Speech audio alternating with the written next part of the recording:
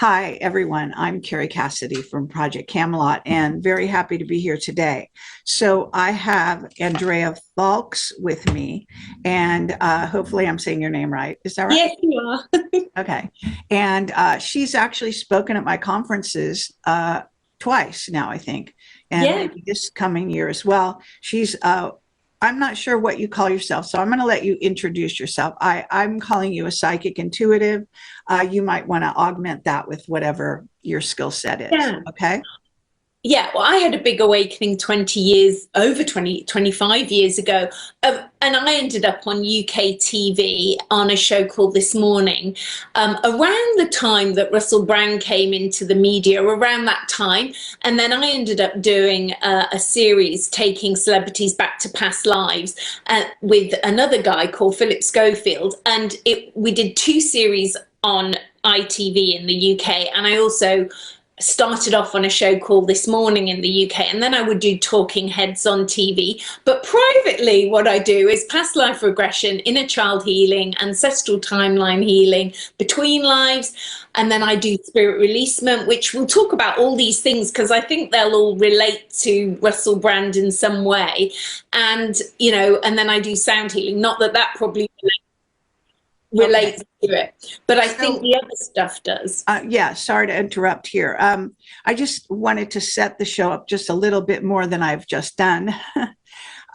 Today was crazy. I got all the times wrong, so on all my meetings and everything. So we had to rush around, but you obviously are totally prepared. So not to worry, audience.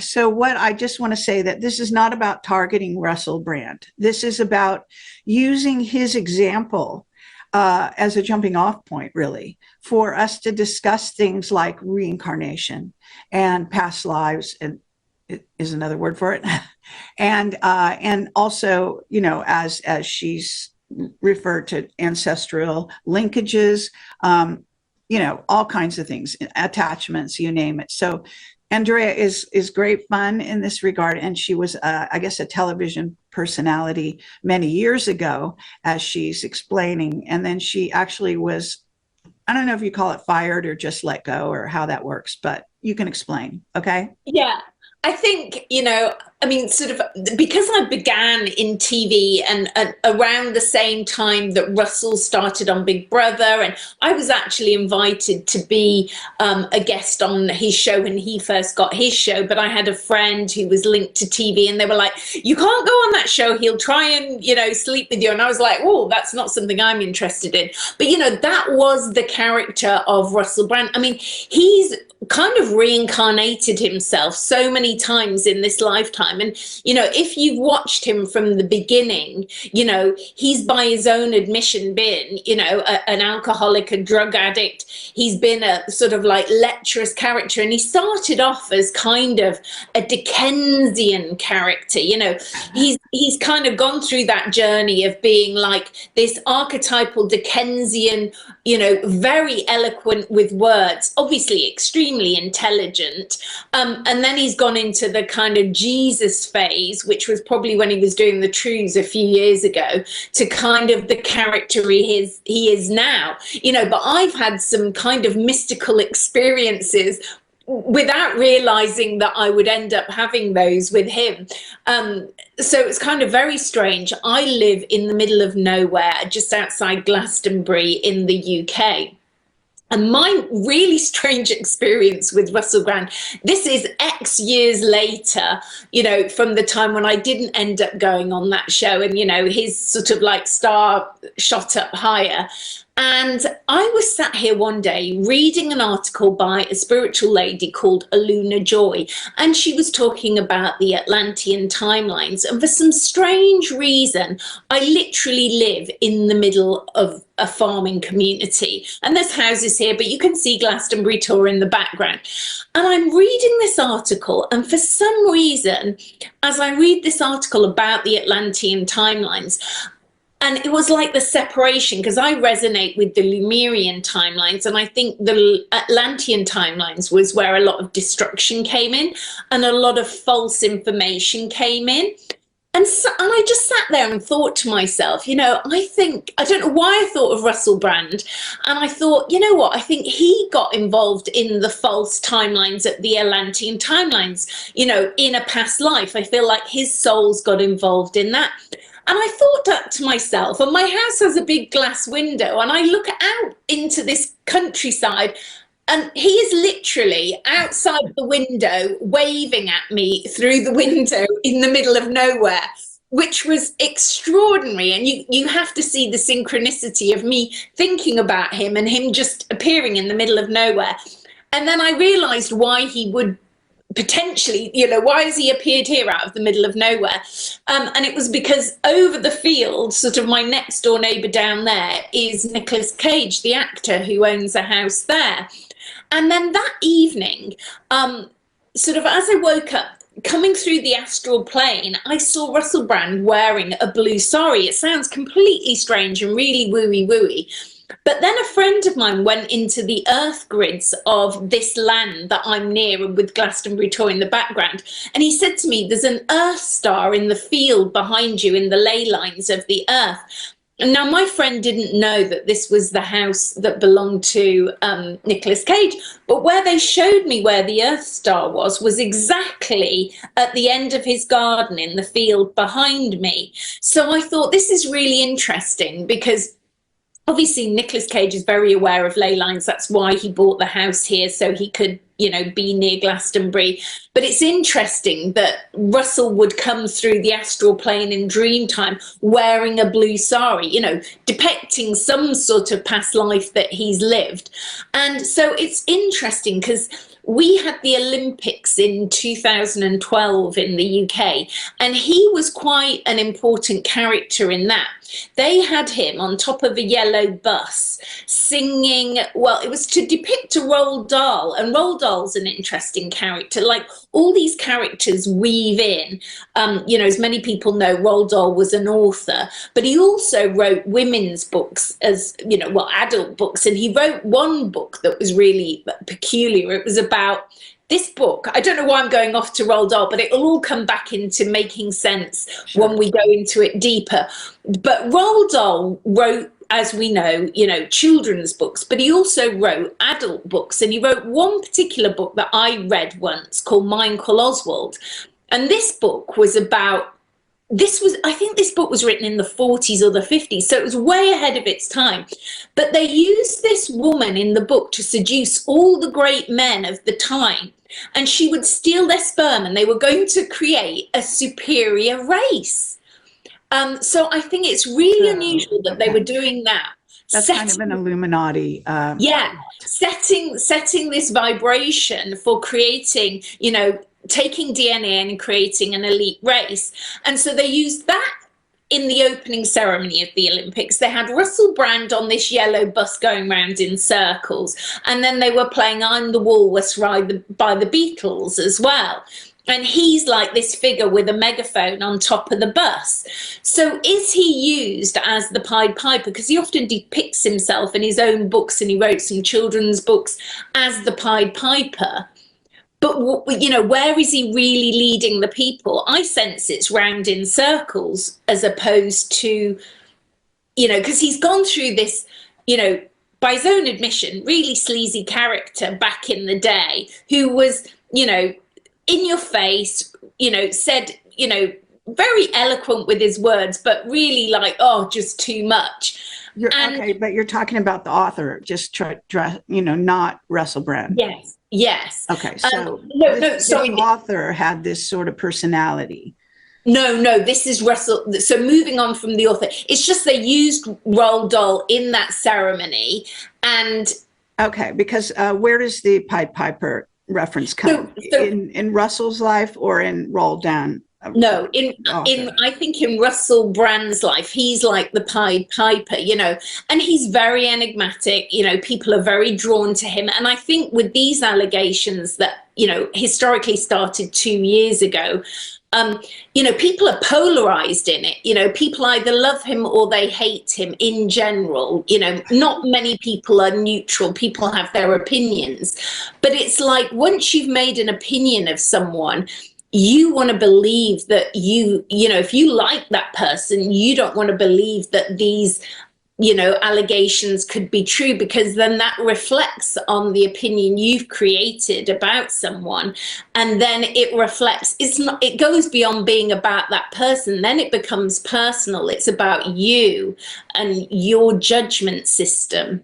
Sure. Okay, well, it just, the reference to the Pied Piper was a little strange, because apparently I'm supposed to be related to the Pied Piper in of Hamlin. That was a famous, you know, story of a real Pied Piper type of person. I don't know, you know, I'm not saying, I don't, you know, that's just come down from my mother, you know, it's that kind of thing. So it just threw me for a minute.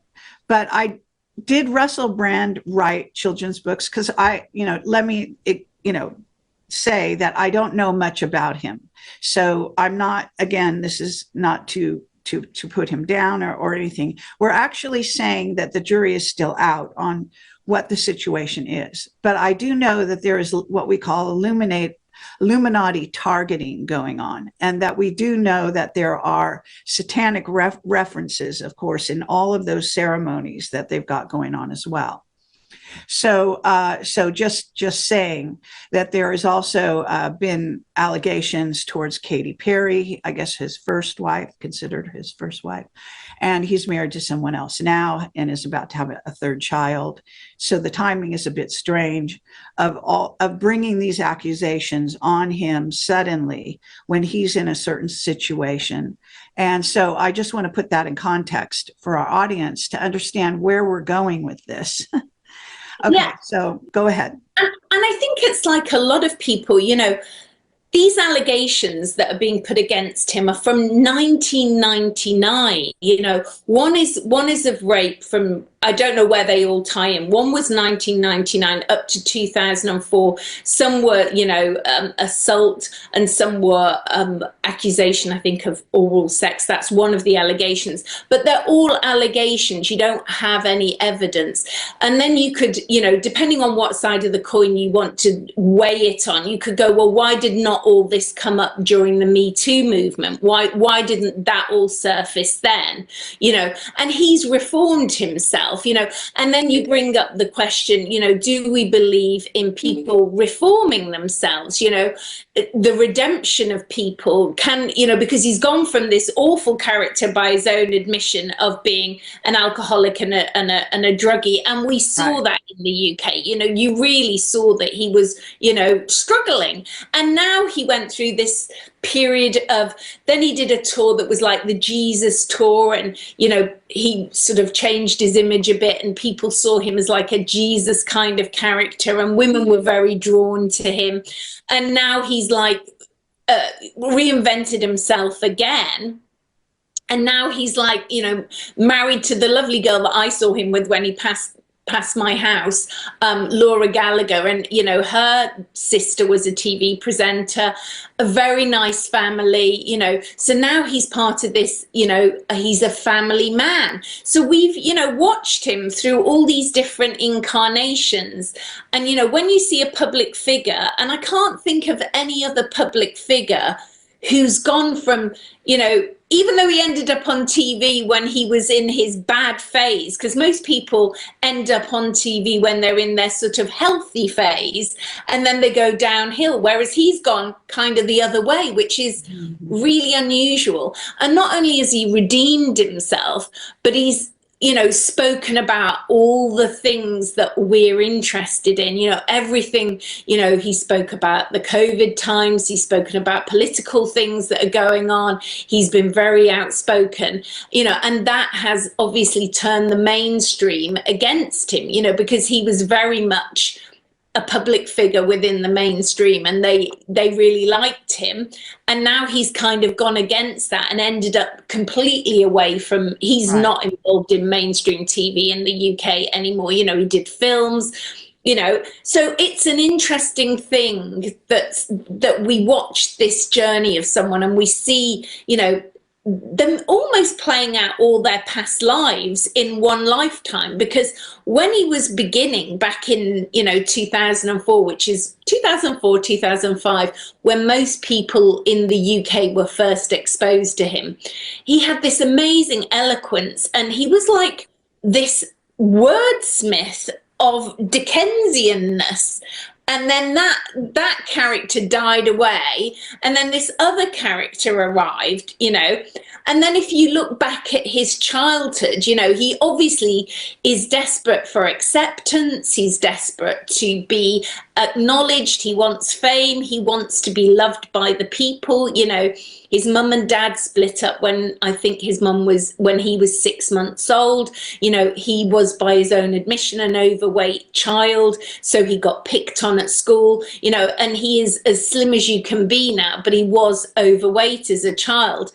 And then I think, he's also talked about his first sexual experiences. His father encouraged those. So the father wasn't necessarily a stable, wholesome man, which is probably a reflection of why the mum decided that she didn't want to be with him. Also, when he was, I think, about 8 or 9 years of age, his mum was very ill with cancer and she survived it. So quite an emotionally unstable time for him. So you can sort of, if you see it from my point of view as a therapist, you can understand why he was looking for maybe fame and acceptance, and why he was so enamored by all these people liking him, and how that kind of maybe fed his addiction in a way.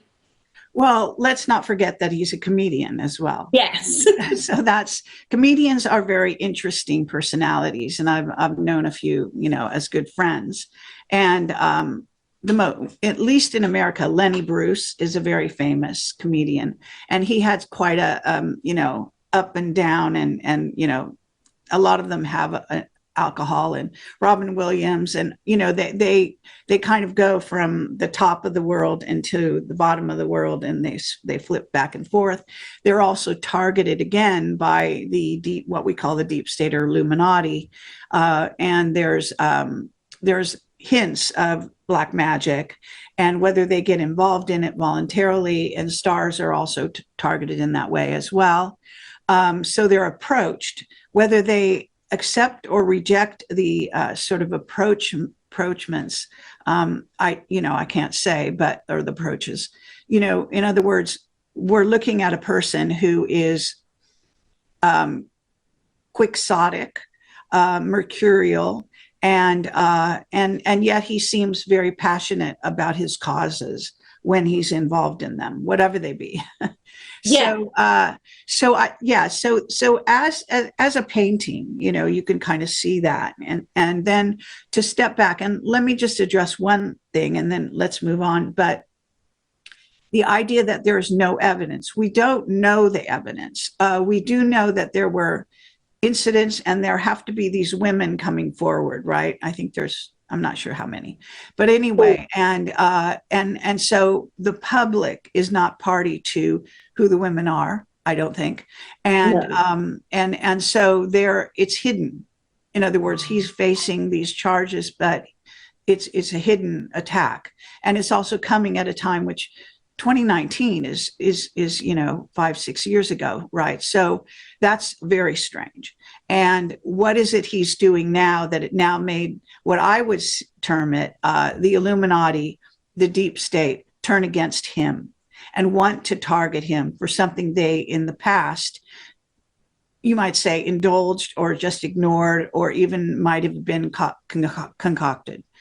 In the case of some, Julian Assange was attacked in this way.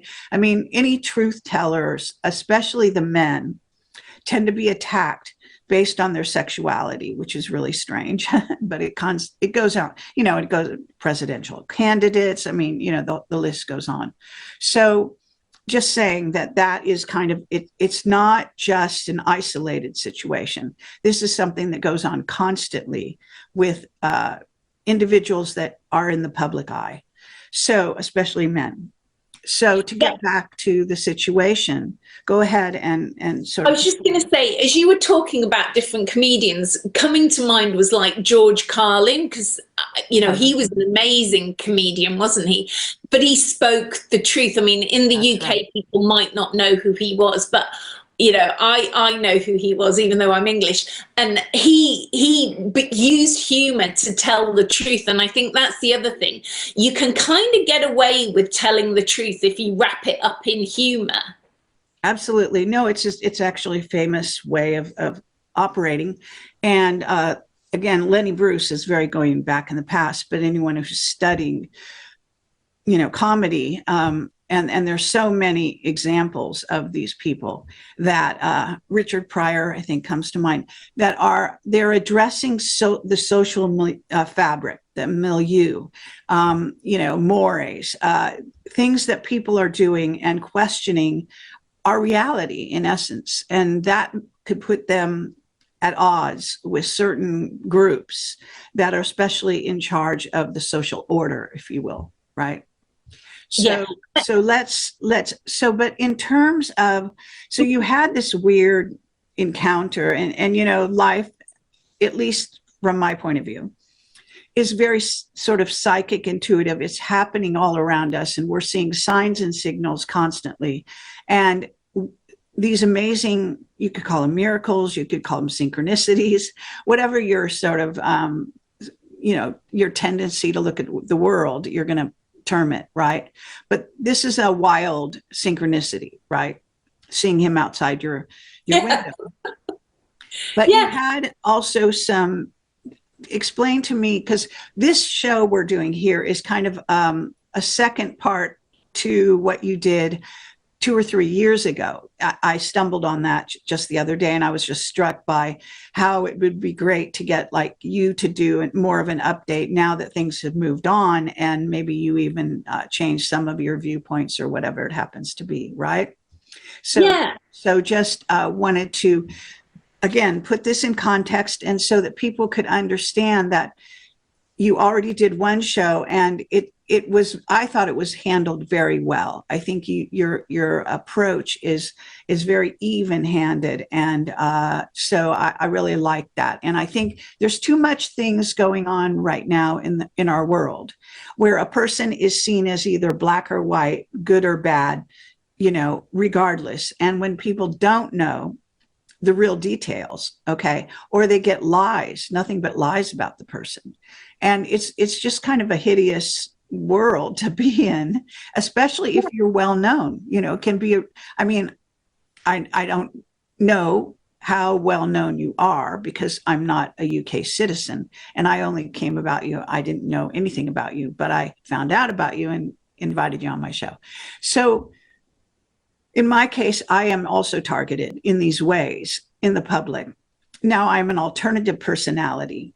Russell Brand is mainstream, but the syndrome is the same. People, just like with Trump, you know, they sign, seal, and deliver you as being guilty or innocent based on what they stumble on, actually, and whatever investigations they do, right? So please do continue. And I think in the UK, you know, I don't know if it's the same in America. It's like, I would like to think that if you're accused of something, you shouldn't, if you're a public person, like you have a public profile, perhaps it shouldn't be in the public domain until the court case has been gone through and you've been found innocent or guilty, you know, because once you put the seed of the thought into the public domain and you use the media, which is corrupt, to persuade the public into, you know, tarnishing that person,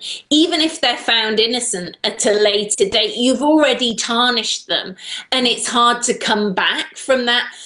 But he's, you know, if we talk about Russell, he's an interesting character because he has, you know, gone through this redemption, and the UK public, for sure, you know, he sort of comes into that character that's similar to Robbie Williams. Is, you know, we've watched their journey, we've seen them go through the naughty boy phase, and we've seen them redeem themselves, and we've seen them turn into a family man now.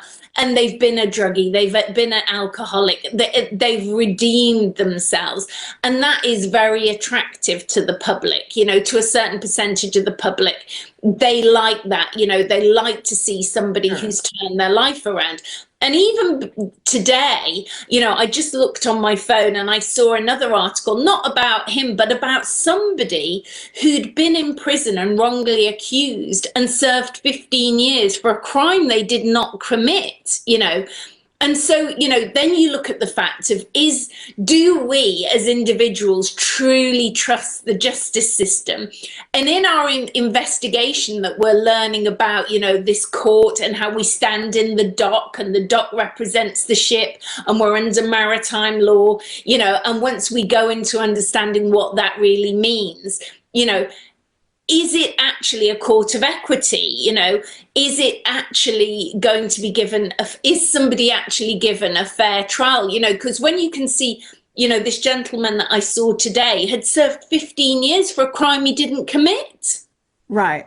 And what I think you know, I deal with whistleblowers, of course, you may know, and they have this kind of checkered past as well. They've actually worked for the dark side by even their own admission for sometimes their whole lifetimes, or 40 years or more.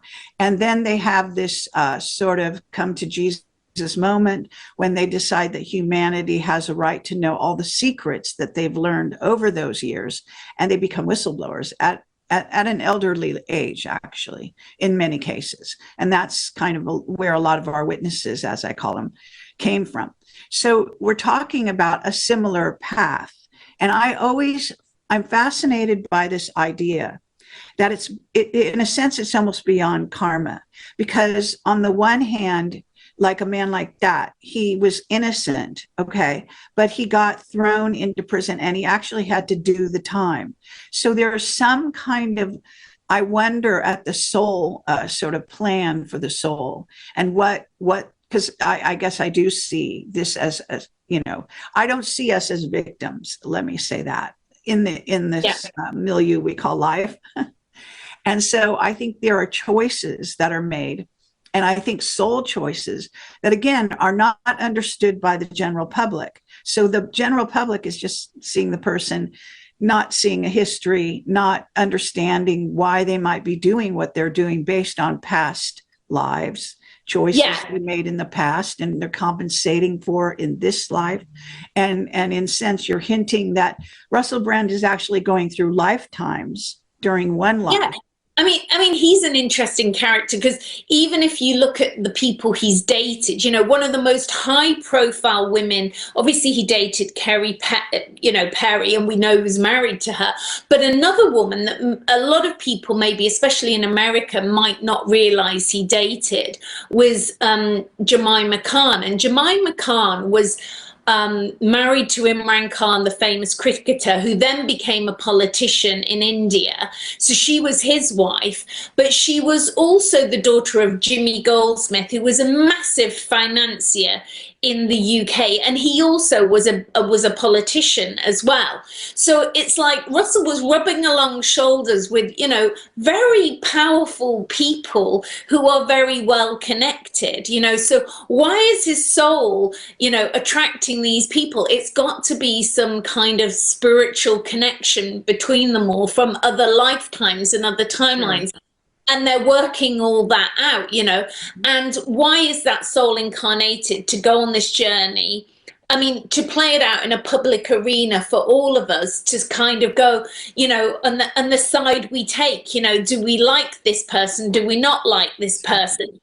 And then it brings in it, because we think it's about them, but actually it's not, because it's bringing in the moral views of us, you know. And then a lot of people accuse Russell. I've seen a lot of people accusing him of being part of the Fabian Society. You know, they go, oh, his logo was this wolf, and that was the same logo as the Fabian Society. Is he pushing that agenda? Right. But then that's where it ties back in with Roald Dahl, because I think Roald Dahl was part of the Fabian Society. So you kind of see all these characters, you know, and Roald Dahl isn't in incarnation anymore. So, but you see all these characters playing out all these different levels of things from other lifetimes.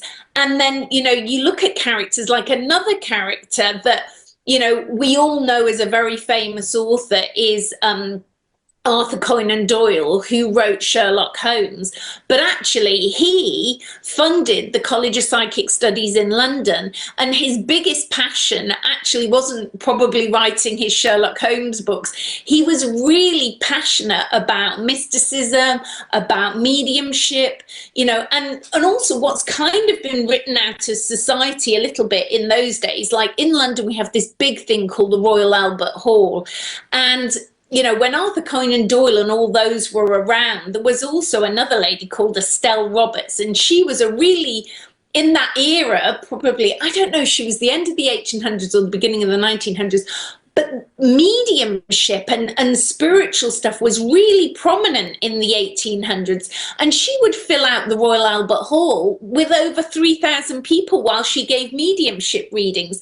And I've seen the pictures, you know, and so we've kind of used famous people who are in many ways very mystical, but sometimes in the modern era, we've hidden their mystical nature. You know, we've hidden the fact that perhaps how they've got there is by using spiritual, mystical energy. Right. Absolutely.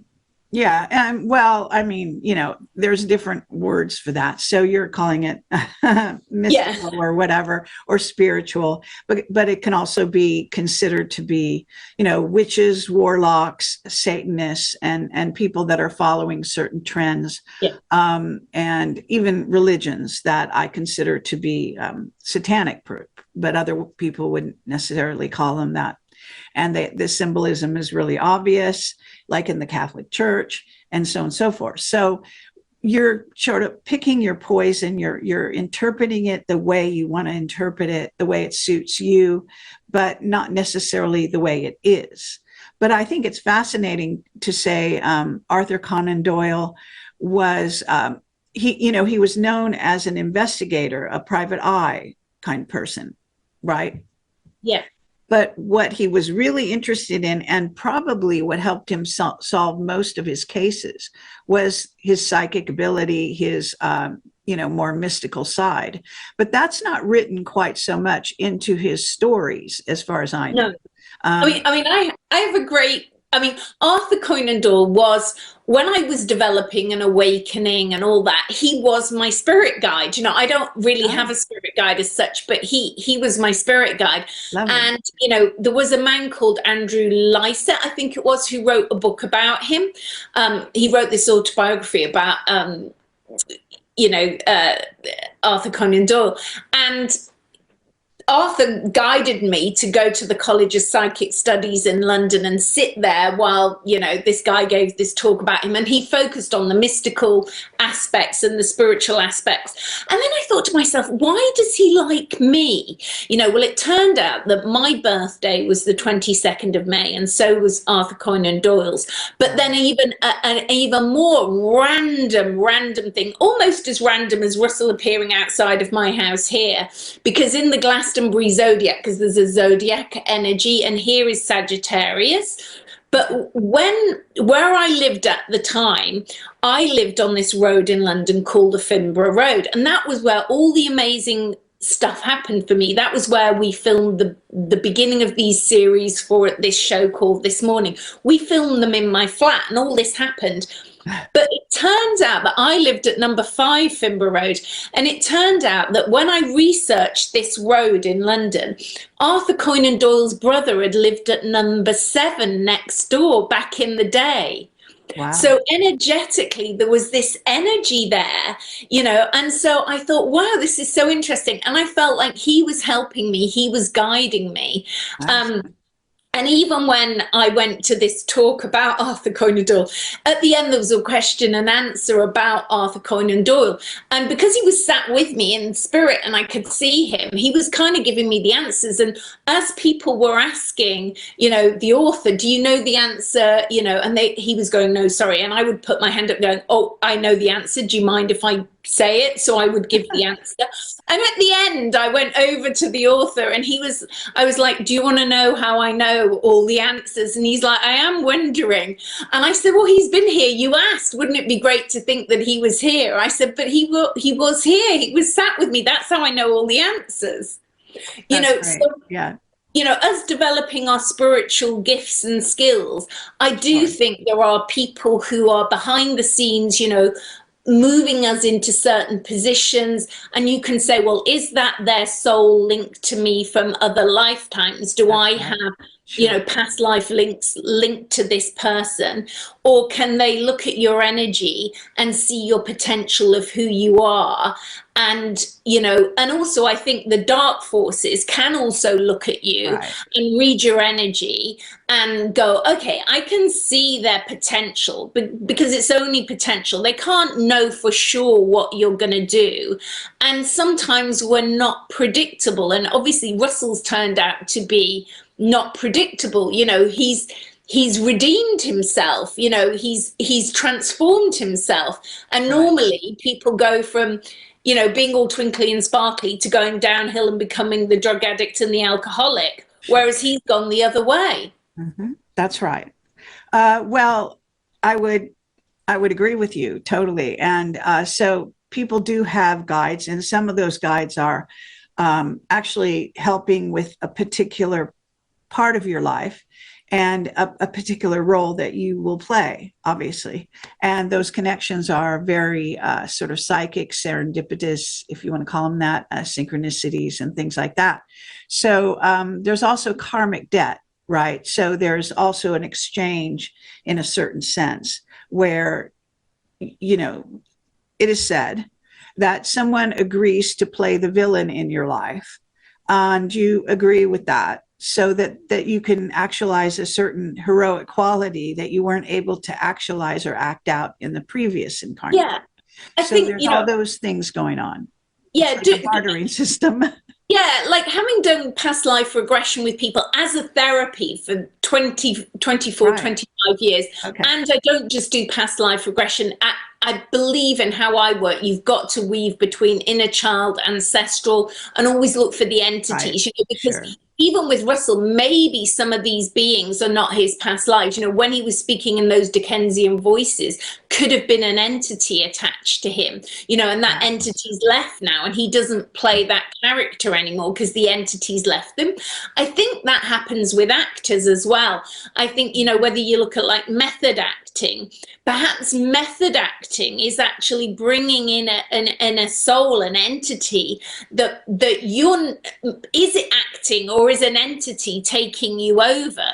And I think if you look at somebody like Heath Ledger, for example, perhaps he got so into being taken over by the entity in that film. And that's the other thing. I think when you're an actor, you have to be careful. If you're playing very dark characters and you've got trauma from your own childhood you've never processed, and you've got addiction issues, you could get taken over by these entities. And if you're playing that character day in, day out, in a film, which goes on for months, your own personality could be shut down, and you could get taken over by these dark entities. And I wonder if that's what happened with like Heath Ledger. Yes, no, I think there's no doubt about it. I studied acting and directing in New York, and I can say that, in exploring acting, there is a point at which you actually do become the character. You if you're good enough at the job, they consider this having talent, then you actually transition. You're not just in sort of a convincing role. You are actually transition. And I have had it happen to me where you can lose time and place and actually be there. And especially with historical characters that are based on true people, I think that that's even more likely to happen. And then, of course, you could have the spirit, if they're hanging about on a certain astral level, influencing you, and then dark entities pretending to be that spirit. And I mean, it just goes crazy, right? All over the place. And that's one of the things that actually made me more go into directing and producing than acting, because I felt that it was sort of not all that healthy. Yeah, I think that. You Yeah. know, and I didn't, you know, I had sort of a spiritual awareness at a young age, and so I wanted to resist that sort of thing, even though I knew that I had the ability to do these things and to you know, basically become these other characters, good or bad. It's not Yeah. necessarily all Yeah. negative. Sometimes it's good. And so some of these actors really, like they said, Sean Connery actually kind of lost at some point. There's stories about that. I don't know if you've heard them, where he had become, you know, had hit the picture that he was that character, James Bond, you know, so that he lost touch with reality on a certain level. And it does happen. And it might happen a lot more often than people realize. Yeah, I mean, a lot of the work that I do is, you know, you've heard me when I spoke at your conference about the spirit releasement. You know, you're in this body, but you can get pushed out quite easily, you know, and entities can take you over. And I think, you know, that's the other thing, you know, do we remember who we've been if the entity takes you over? You know, if you speak to sometimes a lot of prisoners who've some of them will honestly say to you, I don't remember doing what I'm accused of doing. I mean, I'm serving time, but I'm not lying. I consciously do not remember having committed these things, you know, and I would imagine the entity did come in, you know, and take them over, you know. And I think that happens to more people than they realize. And I think, Yes. you know, that's where we've got the spirits and the alcohol and, you know, and drugs. And the other thing is, I think because I do a lot of inner child therapy with people, it depends on your back trauma and your ancestral story and your past lives. And some people can do alcohol and they can even take drugs and it doesn't seem to affect them. Other people, their backstory is too traumatized and they get kicked out of their own soul, almost their soul gets or pushed to the side. You know, yeah. One thing about this is that they are actually allowing and okay, what is a crime? In other words, the person does a crime and you're saying, well, that person did a crime. But the bottom line is the real crime they committed was having a fragile ego boundary that they could, through things like abuse, childhood abuse, can break down the ego boundary to such a degree that they can leave their body at an instant and they can actually take on other, you know, personalities and all of that. So that's where you get the splits in the personality and so on and so Yeah. forth. So what we're talking about, in a sense, it is actually it's an early crime that maybe in a certain sense they were the victim of, but they also allowed themselves to be taken over, which is a crime in and of itself, if you think about it.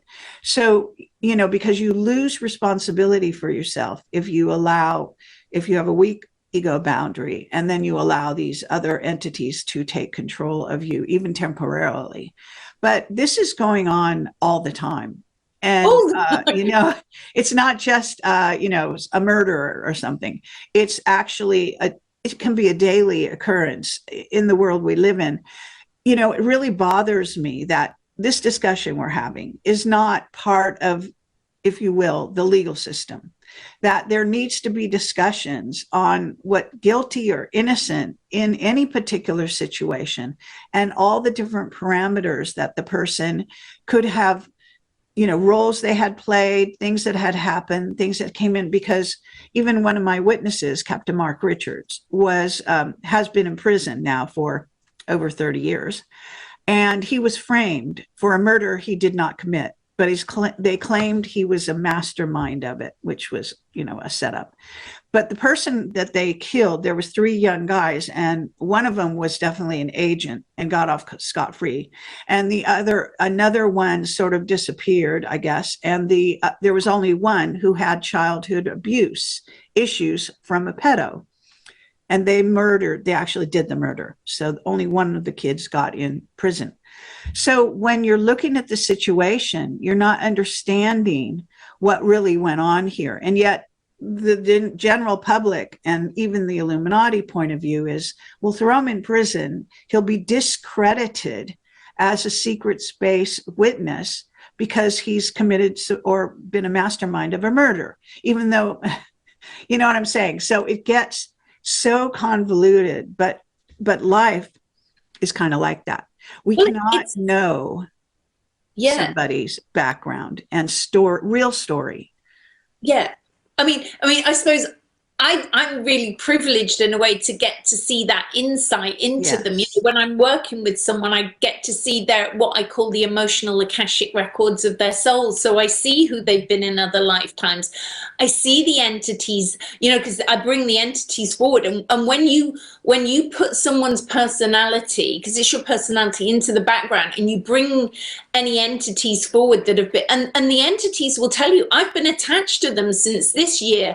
I affected this in their life. I've messed with them. I've done that. It was me. It wasn't them.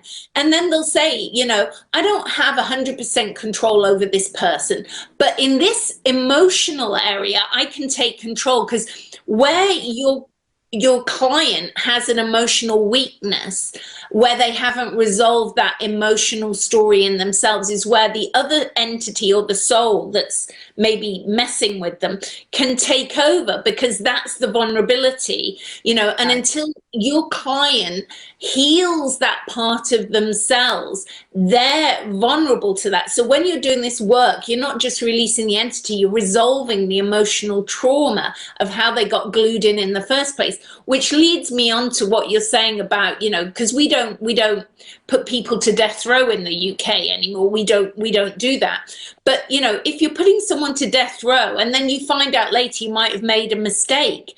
You know, I remember years and years ago being on a radio program called the James Well Radio Show in the UK.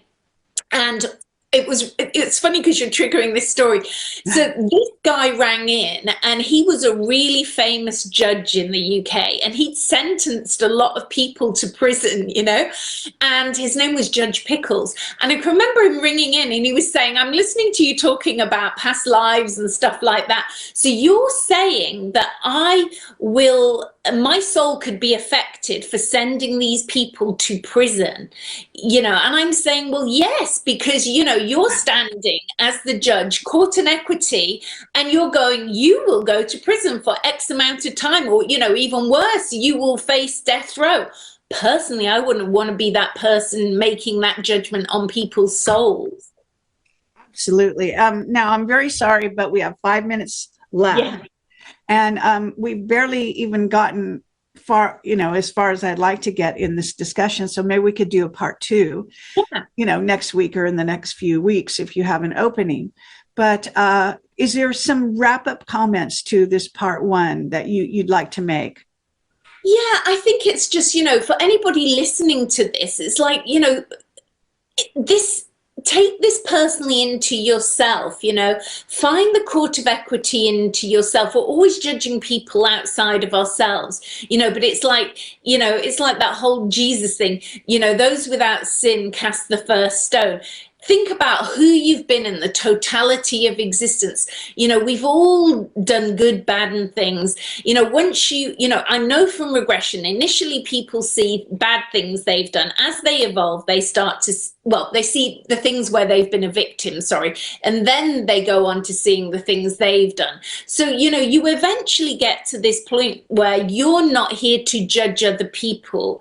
You're here to just be in integrity in yourself. And that's the journey of the soul, is, you know, working on ourselves and having compassion for other people, no matter what they may or may not have done in the world, because at some point you've been everyone and everything. Yes, I think that's well put. So at this point, you know, because I think there's more to be said here, and I think that the audience will probably be as fascinated as I am with this sort of line of reasoning and looking at the situation, because I think we're in a time when this kind of, you know, looking at people and judging people, because in a sense, the internet has made everyone and anyone a semi-famous person, even for a day or an hour or a week. And this brings the judgment down upon them of the general public. And then all the misconstrued ideas and the lies that gets bandied about. And then if the press gets involved, there's an ulterior motive because they're run and told to lie to the public. And constantly the military lies to the public, the government lies to the public. And we're so inundated by lies.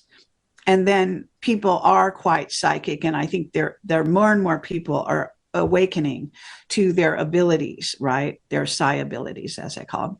So that's really an important part, because if you have those abilities, you can zero in on closer to the truth than what's in the general,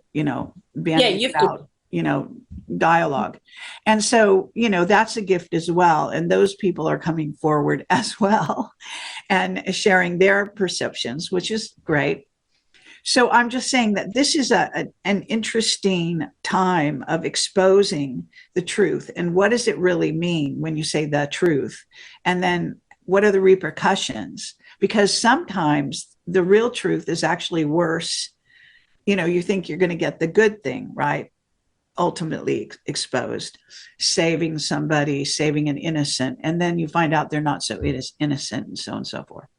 So yeah, I mean, I have some amazing stories I've heard from clients of, karmics. I mean, some of them are just like, oh my God, it's like watching a film, sitting on the edge of your seat going, I can't believe you've lived through that. Wow, that is incredible. And then the other thing that you see is if they don't resolve this in themselves, their body because your body's always keeping score. So then, they're manifesting a serious ailment or illness into their body because they haven't resolved their issues. And absolutely. I'm thinking about a client now who sadly she passed away, but she knew she was dying. That's the thing. I took her on this journey to see that she needed to forgive. And the person she needed to forgive was the person she'd known in a past life who she was very angry with, but he'd incarnated as her brother in this lifetime. And she said, I just can't forgive. And I said, yeah, but all those cells in your body need to be let go of for you to heal. But she couldn't do that. Right. Yeah, no, it's fascinating, and it just goes on and on. So so let's revisit this, because I feel that we haven't really gotten everywhere that I'd like to go. And I hope that audience has enjoyed it as I have. And it's really fun to be with you, and my call's coming in, so I have to go. Thank you so much for watching. Thank you, everybody. All right. Take care. Okay. Take care. Bye.